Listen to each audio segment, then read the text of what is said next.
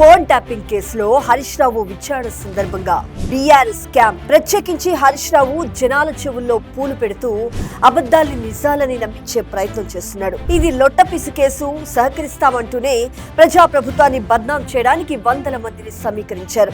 విచారణ జరిగే చోట నినాదాలు చేసేలా ప్రేరేపించారు. సోషల్ మీడియా వేదికగా తప్పుడు ప్రచారాలు చేపించారు. పైగా జనసందోహాన్ని అదుపు చేస్తే బీఆర్ఎస్ కార్యకర్తలపై పోలీస్ జులుం అనే తప్పుడు ఆరోపణలకు దిగారు. సుప్రీంకోర్టు కొట్టేసిన కేసుని జనం చెవుల్లో పూలు పెట్టే ప్రయత్నం చేస్తున్న హరీష్ రావు దాచిన నిజాలు తెలుసుకుంటే బీఆర్ఎస్ అరాచకాలు ఏ స్థాయిలో ఉన్నాయో మనకు అర్థమవుతుంది. సుప్రీంకోర్టు కేసు కొట్టేసిందని అయినా విచారణ చేస్తున్నారంటూ బీఆర్ఎస్ చెప్తోంది పూర్తిగా అబద్ధం. సుప్రీంకోర్టు కొట్టివేసింది ఒక్క వ్యక్తిగత ఫిర్యాదు కేసు మాత్రమే. ఇప్పుడు సిట్ విచారిస్తుంది ప్రభుత్వమే నమోదు చేసిన ఫోన్ ట్యాపింగ్ కేసు.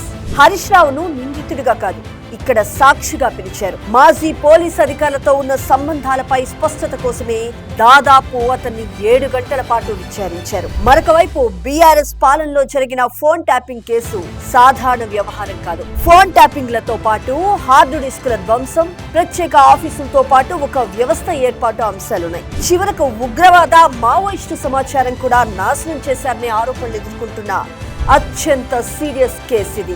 ఇన్ని తప్పులు పెట్టుకొని మీడియా ముందు హరీష్ రావు పెద్ద పెద్ద డైలాగులు కొట్టడం వారి నీచ బుద్ధిని బట్టబయలు చేస్తుంది. అలాగే సీరియస్ అభియోగాలపై విచారణ జరుగుతుంటే జనాన్ని నమ్మించాలని చూడటం సిగ్గుచేటు. నిజాలను ఎంతకాలం దాచినా చివరికి ఏదో ఒక రోజు బయటపడటం ఖాయం కదా. అధికారాన్ని అడ్డం పెట్టుకొని చేసిన అరాచకాలకు దొరలు జవాబు చెప్పాల్సిన సమయం ఆసన్నమైంది.